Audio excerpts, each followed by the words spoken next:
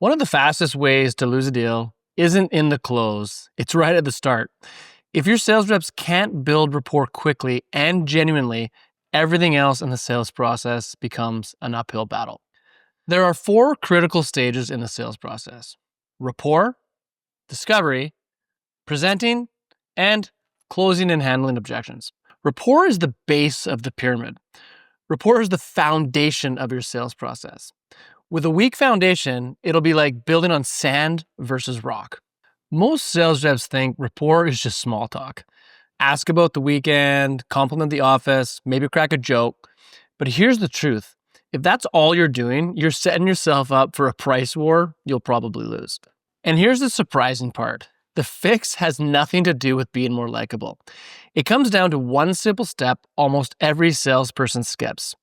I'll show you exactly what it is and how it turned one client's team from constantly losing deals into constantly closing them. I saw this play out with a client not long ago, and it's something you'll probably recognize, maybe even on your own team. Their reps were friendly, likable, even charming. They'd warm up the room, swap a few stories, and then jump straight into pitching their product. And at first, it looked like it was working. Prospects were nodding along, smiling, even saying things like, "This all sounds great."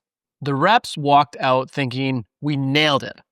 But a few weeks later, crickets. Prospects stopped returning calls, or worse, they'd come back with, "We like you, but another vendor came in cheaper." So what happened? Were these bad reps? Was their presentation off? Did they miss the mark entirely? I've seen this exact pattern with so many of my clients, and the truth is, no, they weren't bad reps. They were smart, hardworking, and knew their stuff. They thought they were doing everything right, but they were missing the type of rapport that separates top performers from the rest.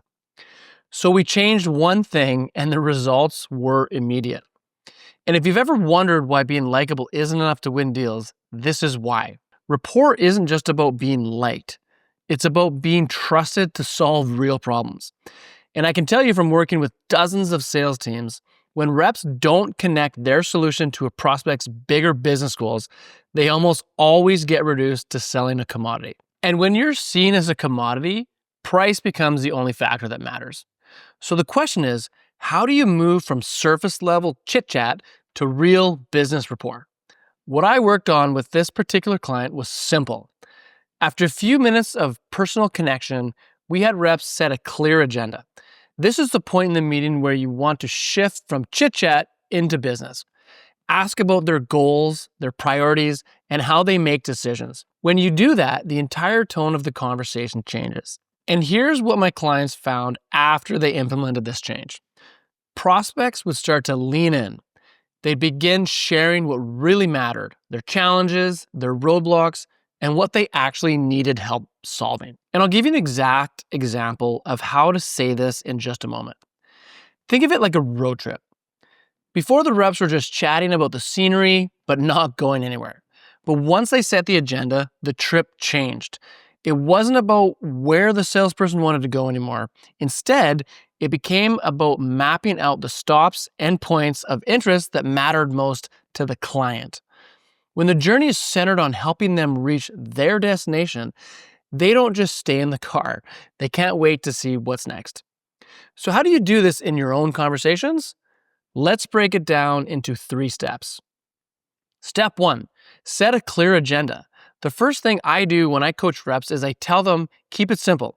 For example, today I'd like to ask you a few questions about your business, understand a few of your key priorities, and show you how our organization could be a great fit to help you accomplish your goals. That tells a prospect, this is a business conversation with a purpose, not just small talk.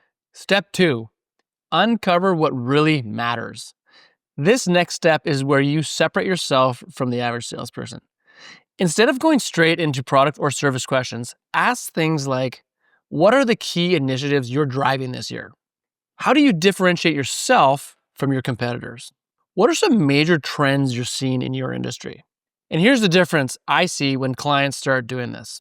The whole conversation shifts. The salesperson stops sounding like just another vendor and starts being seen as a collaborator, someone walking alongside the client to understand their priorities and help them find the best solution, not just someone trying to sell a product. Step 3, clearly determine their decision-making process.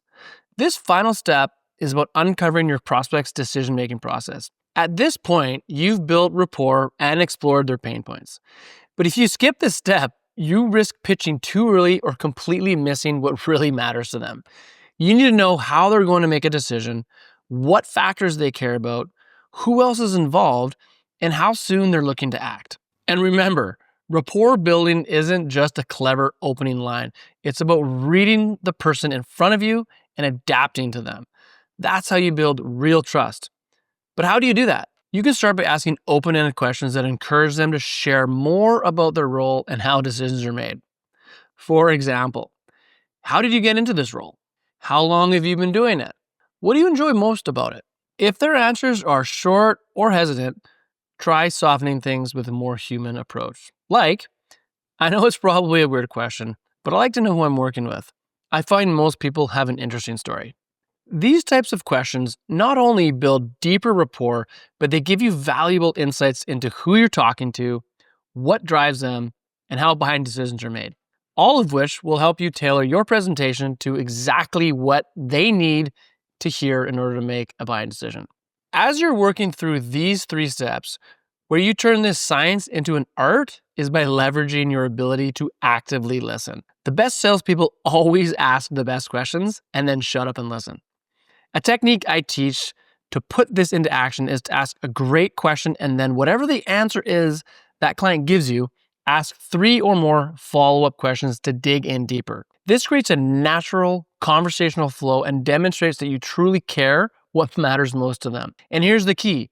You actually have to care, and you actually have to be very curious for this to work effectively. Think about how you'd feel with a doctor who spent the whole appointment talking without asking any questions. You probably wouldn't trust their diagnosis, would you? The same is true here. The more you listen, the more your prospect feels understood. Now, here's the part most reps still miss. Even when they build strong rapport, they leave urgency out of the conversation. And without urgency, deals stall. And this is exactly what I coach my clients on next, the discovery stage. Because once you've built rapport, creating urgency without pressure is what actually moves deals forward. So in my next video, I'll show you the same strategies I walk my clients through step by step. Stick around, because once you master discovery, you'll never hear maybe later the same way again. Prospects would start lean in.